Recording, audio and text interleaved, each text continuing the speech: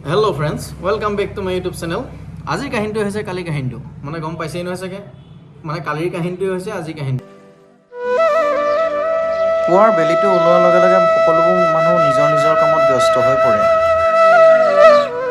ময়ো আজি দিনটো এনেদৰে আৰম্ভ কৰিলোঁ ৰাতিপুৱাৰ লগে লগে লগৰটোৱে ফোন কৰিলে যে দৌৰিব যাওঁ ব'ল লগত ময়ো অলপ দৌৰিলোঁ তাৰপিছত অলপ এক্সাৰচাইজ কৰিলোঁ তেনেকৈ আৰু দিনটো আৰম্ভ কৰিলোঁ আজি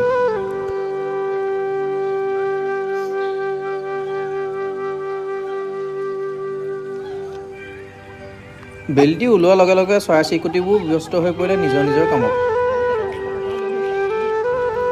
ঘৰলৈ গৈ গা পা ধুই আকৌ দোকানলৈ আহিলোঁ আহিয়ে আকৌ PM কিষাণৰ ফাৰ্মাৰ ৰেজিষ্ট্ৰেশ্যন হৈ আছে প্ৰথমতে আহি দেখিলোঁ মানুহেই নাই তাৰপিছত আকৌ মানুহৰ হেমগেম এজন দুজনকৈ বাঢ়িবলৈ ধৰিলে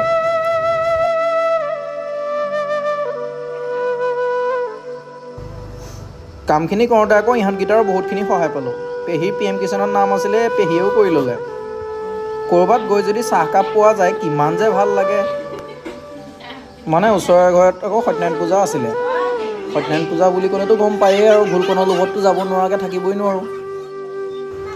পূজালৈ আকৌ সোনকালে আহিলোঁ ইফালে আকৌ পূজাত বহিছেহে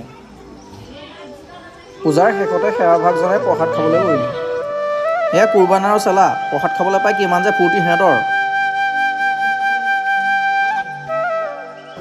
কলটো ভালকৈ নপকিলেই ইমান যে দহচীয়া কল দিলে মেজৰ অৱশেষত ঘোলকণ পালোঁ ঘোলকণ খাইহে ভাল লাগিছে আৰু দেই আজিৰ ভিডিঅ'টো ইমানেই ভাল পালে যদি লাইক শ্বেয়াৰ আৰু ছাবস্ক্ৰাইব কৰিবলৈ নাপাহৰিব